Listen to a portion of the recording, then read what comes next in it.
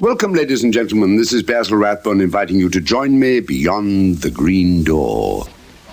Today's story is about Alfred Porter, a psychic investigator who had dealt successfully with many cases of ghosts and witchcraft.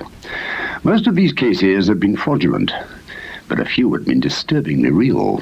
Quite naturally, this sort of work led Mr. Porter beyond the green door.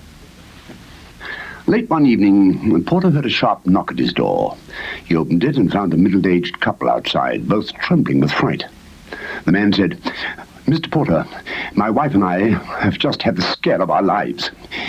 We've heard so much about you and your work, we thought perhaps you could help us." This couple had recently purchased an old house. They had moved in that evening and were nearly frightened out of their wits by the sudden, shocking appearance of a ghost. The man had a bad heart. With his wife's help, he had just managed to reach his car. Then he had fled as if the fiends of hell were pursuing them. Porter told the couple he would be glad to go to their house and either expose a fraud or expel a ghost. But the couple were dubious. The man said, "Mr. Porter, I don't think you understand.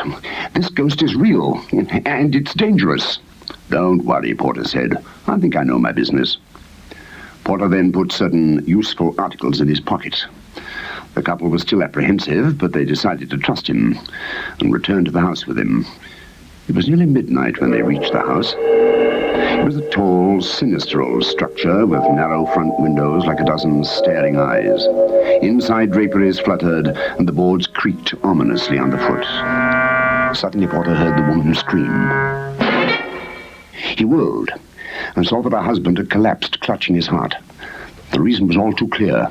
A white and nearly transparent figure was drifting towards them with obvious menace. It was one of the few real ghosts Porter had ever encountered. He was ready, however.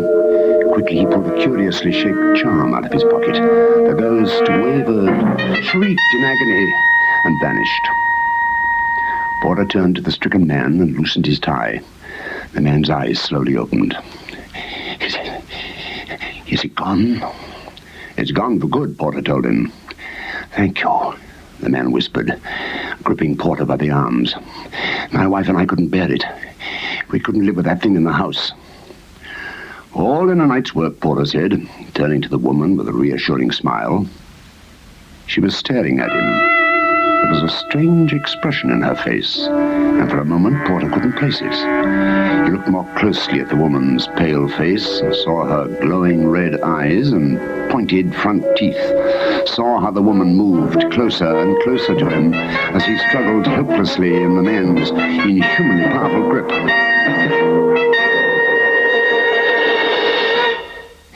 Only at the last horrible moment did Porter realize that her expression was caused by a great and terrible thirst, such as only a vampire can know.